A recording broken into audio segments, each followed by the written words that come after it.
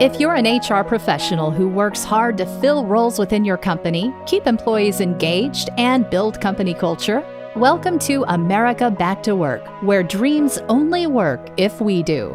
We'll share wide-ranging issues surrounding pre-employment background screening, HR topics such as recruiting, hiring, labor trends, and company culture, as well as broader HR-influenced business topics such as customer experience, service level excellence, and protecting what matters through best practices in prevention, protection, and corporate security. America Back to Work is brought to you by S2 Verify. Here's your host, Arnette Heintze. Welcome to America Back to Work, brought to you by S2 Verify, where our purpose is to help you hire with confidence and manage insider risk. I'm your host, Arnette Heintze. Thank you for joining. Today, our guest is Mitch Lippman. Mitch is the founder and president of the Mitch Lippman Group, where he leverages decades of experience to help individuals and organizations achieve their professional goals. Mitch has a truly behind-the-scenes perspective on how leaders are best managing the office, hybrid, and remote work culture issues. Mitch, I'm delighted to have you join me today for this conversation. But before we jump into all the great insights that you have, would you mind sharing a little bit more about your background and how you got into executive coaching?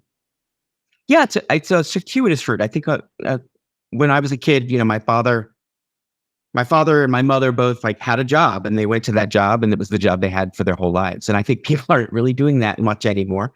So I really started out in training, in retail and in other organizations when I was actually still in college in Boston. And, that was a time, to be very frank, when gay people weren't managers. So I was always the trader. And that stayed with me. I wound up working in tech, eventually did become a manager when somehow it got cool to be gay at that time. And then I brought that, what I learned, with me and continued to teach in corporate settings. So I taught in a lot of major organizations. I was on the faculty of GE University. I was on the faculty of NBC Universal's Talent Development Lab, teaching management, leadership skills, communication skills, et cetera. And one of the things that I found was that about 6 to 8 months after I teach a class, one of my students would reach out to me and say, hey, can we meet for coffee? Because I have to do this thing that you taught me 6 months ago and I don't remember it. And that really was the root of coaching. And then I went to school to study coaching specifically. And now I do very little training and mostly coaching and facilitation. So it was a little circuitous route. Great. That's great. And how long have you been in business for yourself now? Since 1995. Oh, wonderful. Very long time. A lot of experience there. Yes. So, Mitch, I'd love to jump into the first element that we want to talk about, which is, this work from home versus office debate. Now, obviously, 3 years ago, it became, everybody went home and started working, and we realized we could do it. But now I'm starting to hear a lot more business leaders starting to say, nope, that's coming to an end, or they're doing a hybrid approach. What are you hearing? I'm hearing exactly what you're talking about. And and I'm hearing it all over the map. So I do think when we were on lockdown, we didn't have a choice. Nobody had a choice. And it was sort of, let's figure this out as we go. Everyone go home. And, everyone who can, that is, and we'll talk about that, I think. But also, I think at that point, people had a real struggle with A, the change, but B, the integration of the work and life at the same time, right? I think I once recommended that somebody have a T-shirt made that said, please forgive the dog and the baby in the background. Right? And I think people have gotten really used to at least a hybrid approach in certain kinds of jobs. And I also think now that business leaders are looking at productivity and they're looking at one another, and if they can require people to come into the office, I should. And I do think that we're looking at, for some leaders, a measure of what productivity looks like visually. Butts in seats at 6 o'clock. I remember I was working with an organization, a tech company, and the president of the company was very disappointed because the tech team was gone by 5:30 or 6. He came in at 9 or 10. He didn't know they were coming in at 6:30 in the morning or 6 in the morning. So it's really like, what does productivity look like? To me, it looks like butts and seats between 5 and 7 p.m. And I'm not looking at the other things. So I do think leaders need to be cognizant of that. But I think this is a little bit less about what you do and a lot about how you do it as a leader. Yep, I couldn't agree more. So as a leader, as an executive in an organization, and you're starting to talk about bringing your people back to the office, what are the arguments that you're hearing? What themes are cutting across this position that executives are taking today? This is really interesting. So first of all, I think the Bureau of Labor Statistics put out a report in January, I believe, or no, March for Q1 saying that productivity was down, I think 1.7%. I have it here, but it's really interesting to me. So the second quarter preliminary is up, but the first quarter is down. And so I think a lot of people looked at that and said, ooh, what can we do about that? We better be able to monitor these people better.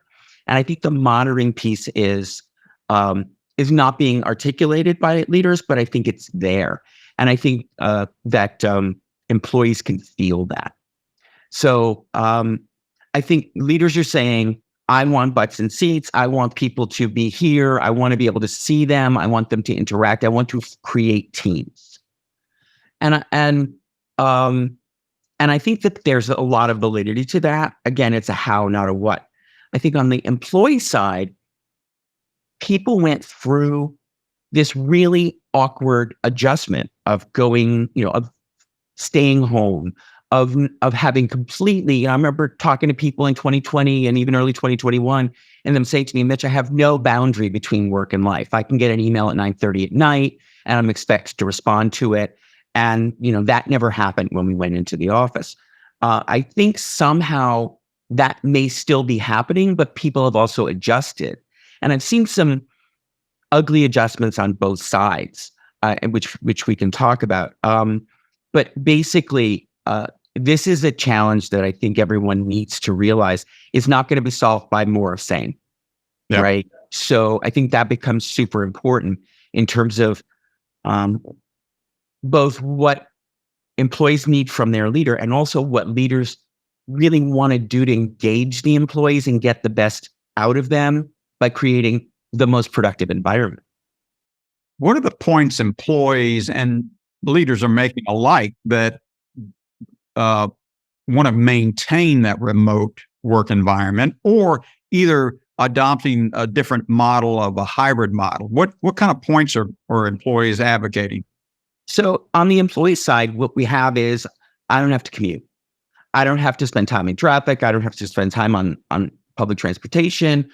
I have all of that time to work. And that is, there's truth to that.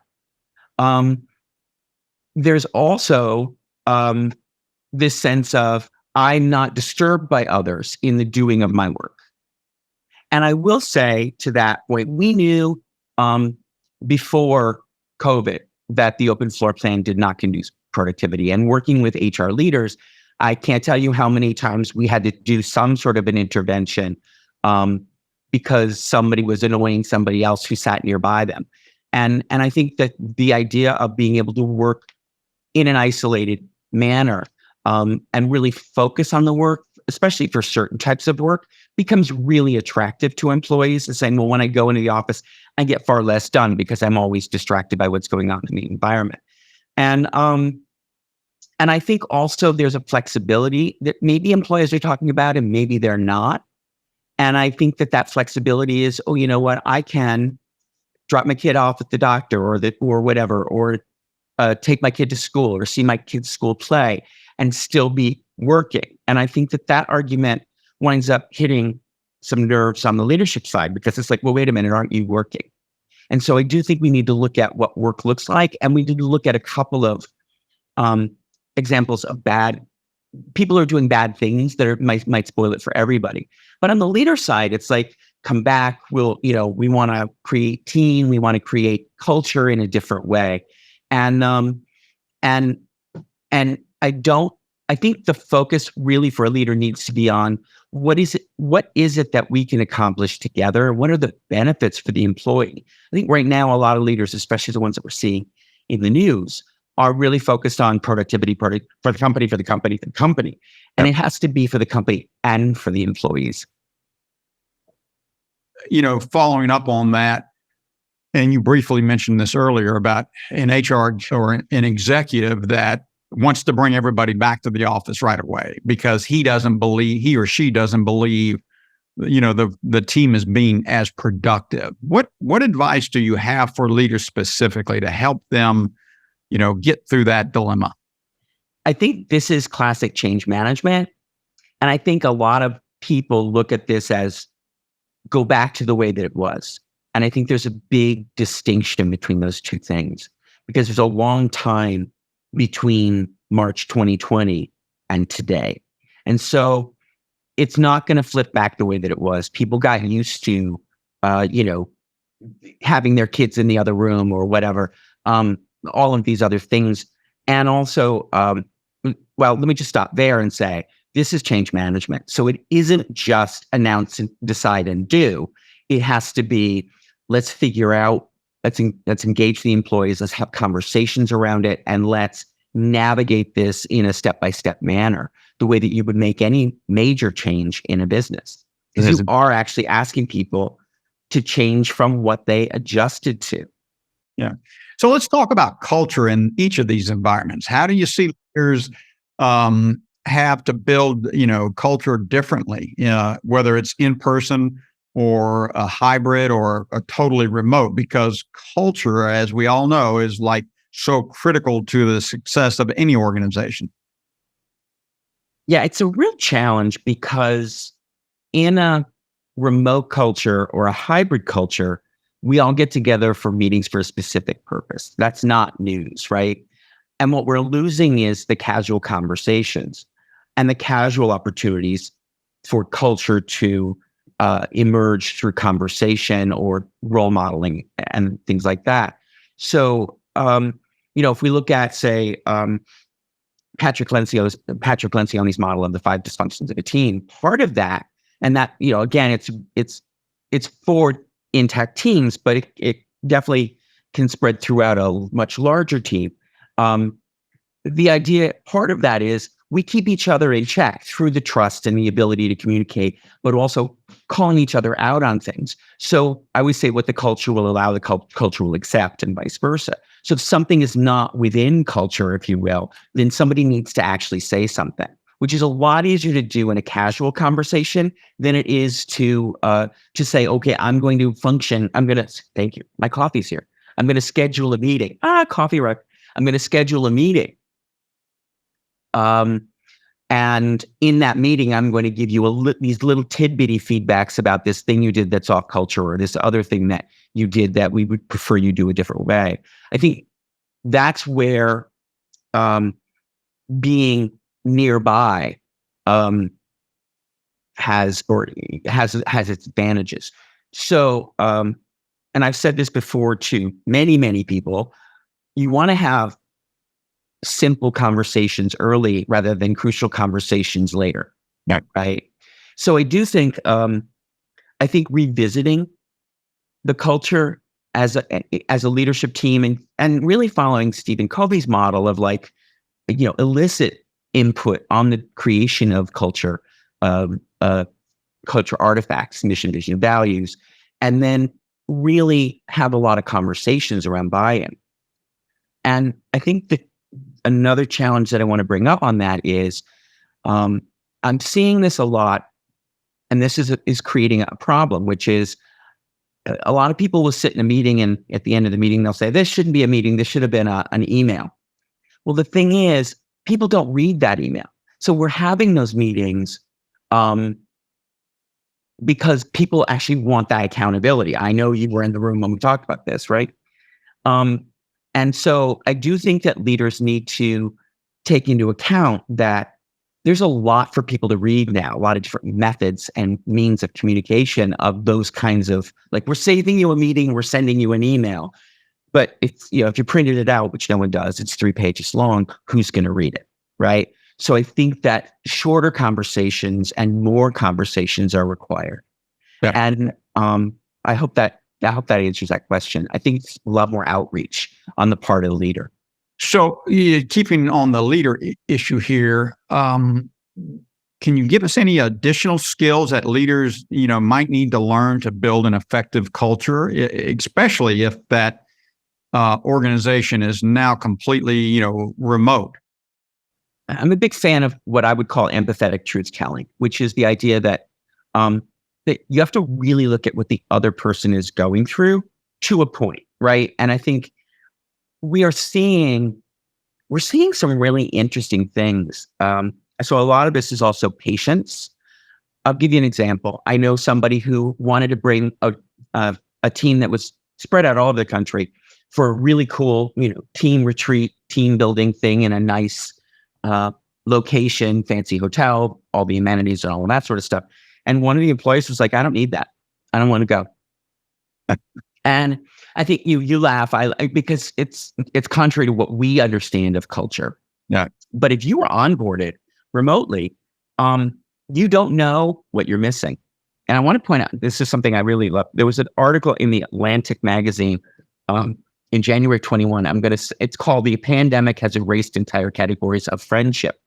And it talks about in this the value of what they call weak ties.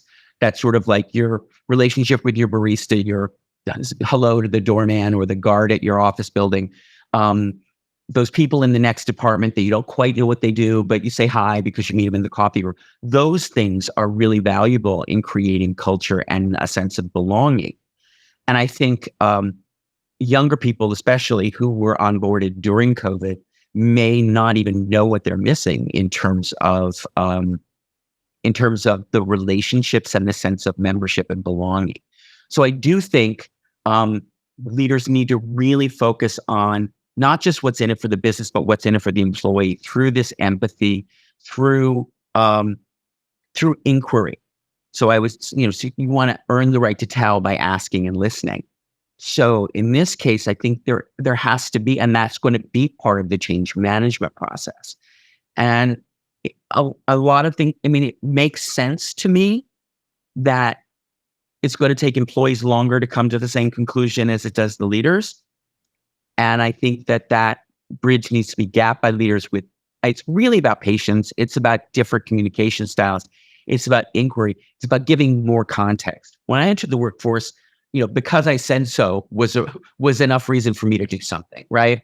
And that's not enough reason for most people in the workforce now. They want to see how what they're doing impacts the business and impacts their life and the lives of others. So I do think we need to really think about that kind of conversation and that kind of leadership, which is a much more shepherd leadership. And I think instilling a sense of urgency has to come with context, right? Yeah. We only have till September to fix this is the context. What can you do? Blah, blah, blah, right? So I don't think a lot of people lead with that. There are a lot of simple things like that. Mitch, want to get your point of view, and what advice would you give leaders who, and I know there's a handful of leaders out there that think if you're not at your desk, you're not being productive. What advice do you have for leaders to maybe ease up on that and to take a different point of view? You got any? There's a couple things. One is, do you want to be right or do you want to get it done? Do you want to be right or do you want to be successful? And I think a lot of people are focusing on that. I'm right. You should be here. And I'm not sure that that's a great strategy for being successful.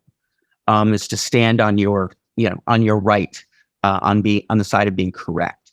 So I do think it's about how do you consider concessions? In any sort of customer service situation, we would say, I can't give you that, but I can give you this or this. What would you like? So I do think that model should be a model that is considered in change management on this issue. And another thing that I do want to bring up that I kind of skipped over earlier in our conversation is there are a couple people that are making this very difficult for the rest. I know of people who are taking very important meetings from their car and then not tracking the conversation, and cameras are off. And companies are really, I think in the beginning, people were trying to figure out, and each company culture is different, but the idea of like, do we have our camera on or do we have our camera off? And then when you find out that people have their cameras off because they're completely multitasking when you really need them focused, that's a problem. Yeah. So I think we need to call that out. But also, people are making weird decisions. I know of somebody who came back from maternity leave and said that she decided she didn't want to hire childcare. And I can tell you, you can't care for a baby full time and work full time in the same physical space unless you have a co-parent. And in this case, the person didn't. So it's like, how can you actually do your job? It's not for me to tell you who needs to care for your baby, but I can tell you you need to accomplish these things in this time frame. So those conversations become hard, and they do spoil it in many cases for the rest, where it's like, I know that you're working as hard as you can, and I know that maybe you're doing a little laundry, or after this meeting you're going to go to the grocery store. But it's about the integration. I think leaders can also set expectations about what's a realistic response time in their industry, in their sector, in their business, and in each individual department. For, within these hours, this is what we expect for response time. I do think, and I've said this many, many times with my clients, I think you want to start out by setting the ground rules in a collaborative manner. It will make it easier for you to enforce them. And I think a lot of people are just going with this is common sense and this is what I know, and therefore you should do that. And it really does come down to, but you didn't tell me, and that's not how I've been doing it. So I do think, sometimes, as I said before, changing culture starts with the artifacts, mission, vision, values, expectations, work guidelines, those kinds of things. And I think those need to be revisited before we can say everyone needs to be in here on a Monday and 3 other days in the week. So I think a lot of creativity and flexibility need to be taken into account on the part of leaders, but I do want to say something on the other side, which is there are employees who are still thinking, I will only work remotely and somebody else will hire me if you don't. And I think that time is passing. So I think there may be a little bit of a wait and see for leaders on this, because I think, I hate to say we call people's bluffs, but I do think it's going to be harder and harder for people to get certain types of jobs remotely. There's certain aspects of, say, software development or customer service or customer support where you're on calls, that may be much easier from home. But then there's a lot of things that require deep collaboration, deep thought, deep time. And I think that leaders need to be able to point that out to people. Yeah. So, because just to restate something that's been said a million times, when we have a meeting on Zoom, we accomplish the purpose of the meeting, then we end the meeting. And so we don't have time for the casual conversation, the intro and outro of that, and really humanizing other people. Fabulous. Great advice, Mitch. So we've come up to the end of our conversation, but before we end it, I'd like to ask you a question that I ask every guest, and that is, if S2 Verify were to conduct a background check on you, would there be any surprises? That's a great question. I love that question. I was a dancing Muppet Baby. I don't know if that comes up in a background check, but I was a dancer when I was young, and I toured the country dancing as a Muppet character. I think that might be it. I've had a lot of really interesting jobs, but no, I don't think there's anything that somebody would be like, oh, that's bad. But there might be like, oh, that's interesting. How did you do that? Well, that's fabulous. Thanks so much. Mitch, I can't thank you enough for joining me today, and thanks for sharing all of your expertise. And where can our audience keep up with you? And can you lead them to a point where they can keep track?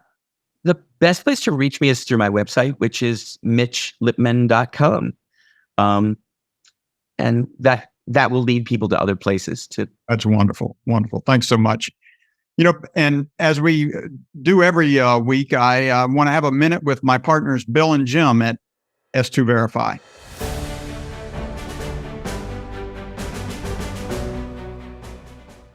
Bill, there's a lot of misconception around national criminal files. Why don't you explain for our audience what a national criminal file is and isn't? Basically, a national criminal file is the accumulation of data sources that allow for those data sources to be sent to a third party. And so there's no true national crim file except for the FBI, which most people can't use. But, for most of the national crim files out there, there's, pick a number, 250, 300, 500 million records. In some states like North Carolina, you have really great data because it's updated daily. And so we get a source file every night. Other states like, Georgia doesn't have a lot of really great data.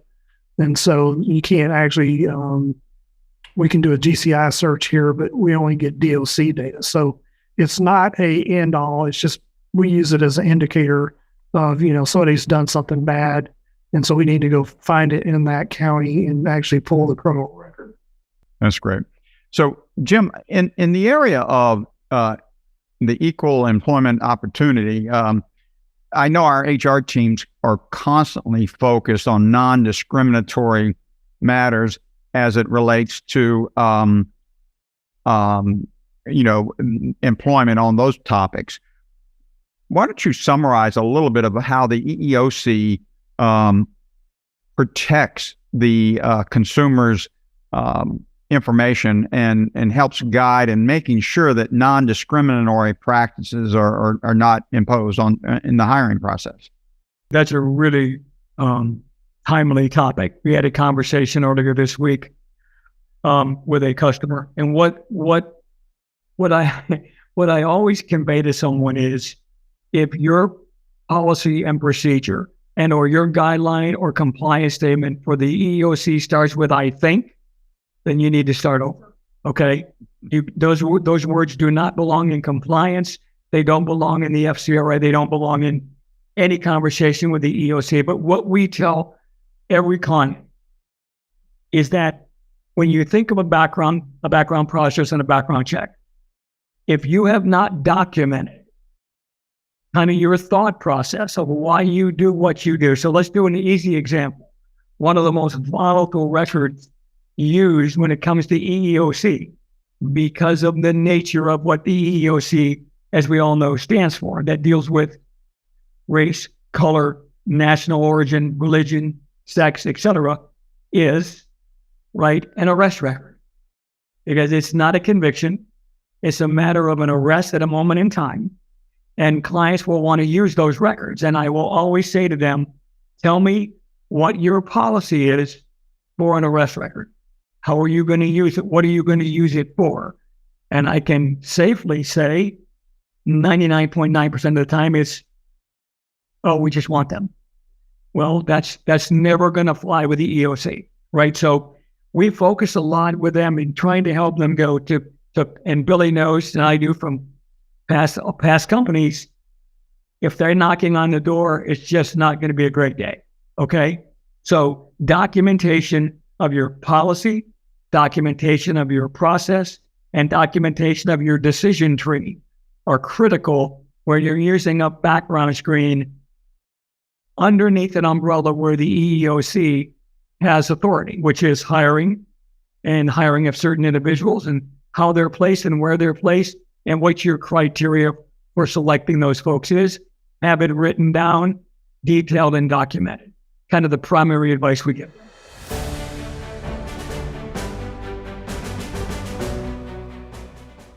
For our audience, please tune in next week when we talk about transparent leadership techniques with Sharon O'Donnell. We'll see you then. And it goes without saying, let's get America back to work, because dreams only work if we do. Mitch, thank you so much. It's been a great conversation with you today. Thank you, Arnette. Take care. If you want to stay abreast of HR, recruiting, and hiring trends, tips, and tools, make sure you subscribe to America Back to Work. If you enjoyed this episode, leave us a rating and a review.